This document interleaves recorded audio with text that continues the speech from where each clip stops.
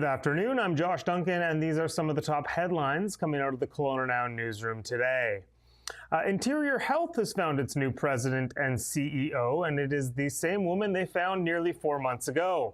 The Health Authority's Board of Directors says it has hired Sylvia Weir after an extensive search of candidates over the past 15 weeks. Weir was the one who stepped into the role on an interim basis in late June after Susan Brown stepped down. Weir was the former CFO before that. That interim tag has now been removed, and Weir will stay in this new role going forward as president and CEO. Susan Brown resigned early this summer amid several major issues for Interior Health, the most notable being the shocking pediatric unit shutdown at Kelowna General Hospital. The unit partially reopened around 2-3 weeks after the CEO transition, eventually fully restored in August after the hire of new pediatricians, although it's unclear how much the transition at the senior level had to do with that. Local MLA Gavin Dew, who will actually be on this channel in about 10 minutes with Jim Check. He has been a vocal critic of the Health Authority this summer and wasn't convinced this change was enough when asked in June. However, he's now said in a comment issued today he's choosing to be optimistic and called Weir's permanent placing a crucial opportunity for a system reset. We are well into October and fall now, but the most recent drought report from the Okanagan Basin Water Board has bumped the Okanagan region up to a level 4 drought. The board calls this an unprecedented and critical level change for this time of year. The drought conditions we've been grappling with for years were intensified in September, with multiple days of highs over 30 and record low rainfall for the month. The Water Board says cool evenings and crisp fall air are not enough to counteract months of warm temperatures and below normal precipitation. Level 4 drought is the second highest in the rankings, and it means adverse impacts to socioeconomic or ecosystem values are likely. That right now includes fish populations who are struggling during their spawning season. While the Okanagan was at drought level 4 in 2023 in October, that was down from a level 5 in the summer, and the region dropped to level 2 by October 19th. This upward trend into the fall is concerning, and the region could certainly use some extended rainfall moving forward. The Kelowna RCMP's Crime Reduction Unit says it has seen immediate results in shifting resources to the Rutland area at the end of the summer. In the first 3 weeks or so, that included the seizure of hundreds of grams of illicit drugs, as well as illegal cigarettes, thousands in cash, 5 weapons, and other stolen items, including a vehicle. Officers also arrested someone on outstanding warrants for aggravated assault with a weapon while patrolling Bentley Park. That same day, they apprehended another person reportedly breaching conditions tied to a 2023 manslaughter conviction. Corporal Michael Gauthier says the RCMP is actively listening to concerns raised by Rutland residents and business owners, and they will continue to do so and engage with the community over the coming weeks. Central Okanagan Search and Rescue members traveled north last night to assist in the search for a missing 72-year-old woman and her dog, and that included K9 Barrett and his handler Terry as part of the team. The woman and dog had reportedly wandered away from family members while shopping at Home Depot in Vernon last night, and as darkness fell and temperatures dropped, it led to a frantic, expansive search.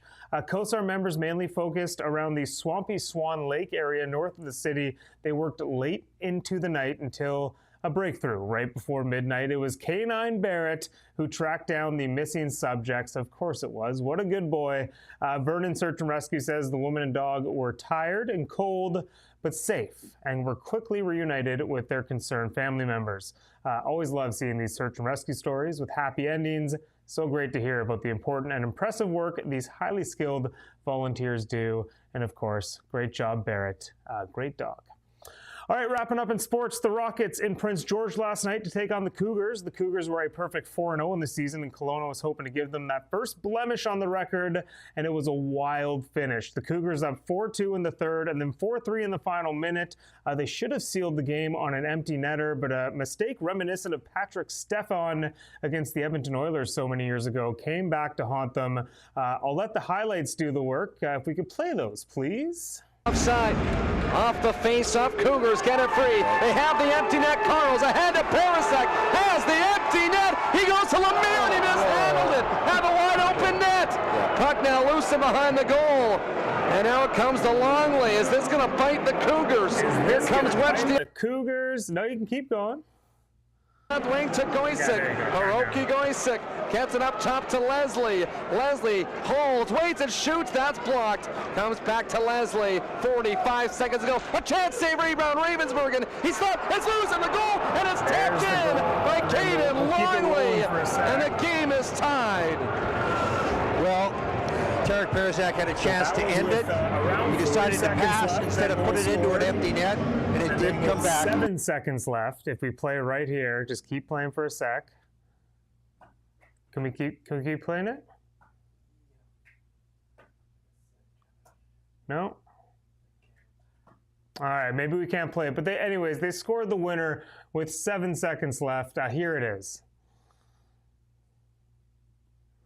Right off a face-off, boom. And that was Thomas Politin, the first overall import pick. Very cool moment there for the Rockets. That's Politin's 4th of the season, I think in his 3rd or 4th game. What an addition he has been. All right, sorry, enough of the hockey highlights. I know a lot of people don't really care about that, but hey, it's the Rockets. It's a Mem Cup year. Must have been a fun ride home from Prince George for the team either last night or today. All right, Kelowna Rockets hosting Seattle at Prospera Place tomorrow night. I will be there. You should be there too. And then they're down to Penticton on Saturday for their 3rd game in 4 nights. Should be a good one down there. All right, quick look at the forecast. We've got to wrap up here. Only 17 in the valley, but we should be crawling up to around 20-21 as the rest of the clouds finally burn off out there. We were supposed to get a mainly sunny afternoon. It's still a little cloudy.